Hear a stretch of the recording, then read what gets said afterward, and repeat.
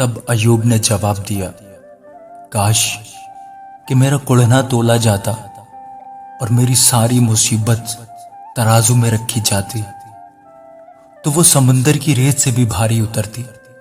اسی لیے میری باتیں بے تاملی کی ہیں، کیونکہ قادر مطلق کے تیر میرے اندر لگے ہوئے ہیں۔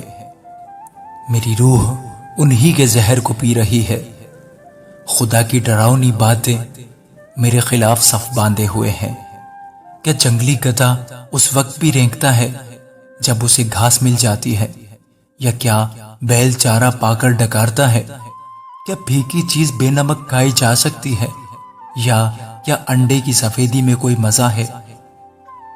میری روح کو ان کے چھونے سے بھی انکار ہے۔ وہ میرے لیے مکروہ غذا ہے۔ کاش کہ میری درخواست منظور ہوتی اور خدا مجھے وہ چیز بخشتا جس کی مجھے آرزو ہے۔ یعنی خدا کو یہی منظور ہوتا کہ مجھے کچل ڈالے اور اپنا ہاتھ چلا کر مجھے کاٹ ڈالے تو مجھے تسلی ہوتی، بلکہ میں اس اٹل درد میں بھی شادمان رہتا، کیونکہ میں نے اس قدوس کی باتوں کا انکار نہیں کیا۔ میری طاقت ہی کیا ہے جو میں ٹھہرا رہوں، اور میرا انجام ہی کیا ہے جو میں صبر کروں؟ کیا میری طاقت پتھروں کی طاقت ہے یا میرا جسم پیتل کا ہے؟ کیا بات یہی نہیں کہ میں بے بس ہوں اور کام کرنے کی قوت مجھ سے جاتی رہی ہے؟ اس پر جو بے دل ہونے کو ہے اس کے دوست کی طرف سے مہربانی ہونی چاہیے، بلکہ اس پر بھی جو قادر مطلق کا خوف چھوڑ دیتا ہے۔ میرے بھائیوں نے نالے کی طرح دغا کی، ان وادیوں کے نالوں کی طرح جو سوکھ جاتے ہیں، جو یخ کے سبب سے کالے ہیں اور جن میں برف چھپی ہے۔ جس وقت وہ گرم ہوتے ہیں تو غائب ہو جاتے ہیں، اور جب گرمی پڑتی ہے تو اپنی جگہ سے اڑ جاتے ہیں۔ قافلے اپنے راستے سے مڑ جاتے ہیں اور بیابان میں جا کر ہلاک ہو جاتے ہیں۔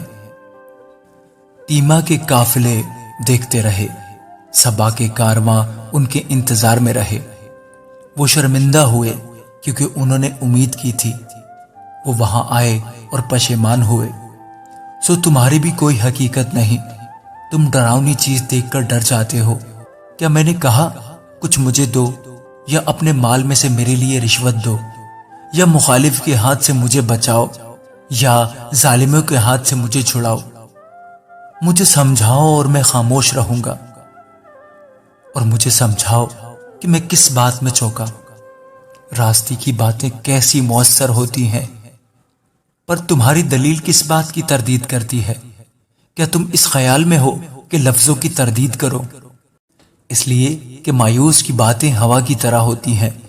ہاں، تم تو یتیموں پر کرا ڈالنے والے اور اپنے دوست کو سوداگری کا مال بنانے والے ہو۔ اس لیے ذرا میری طرف نگاہ کرو، کیونکہ تمہارے منہ پر میں ہرگز جھوٹ نہ بولوں گا۔ میں تمہاری منت کرتا ہوں، باز آؤ۔ بے انصافی نہ کرو۔ ہاں، باز آؤ، میں حق پر ہوں۔ کیا میری زبان پر بے انصافی ہے؟ کیا فتنہ انگیزی کی باتوں کو پہچاننے کا مجھے شعور نہیں؟ آمین۔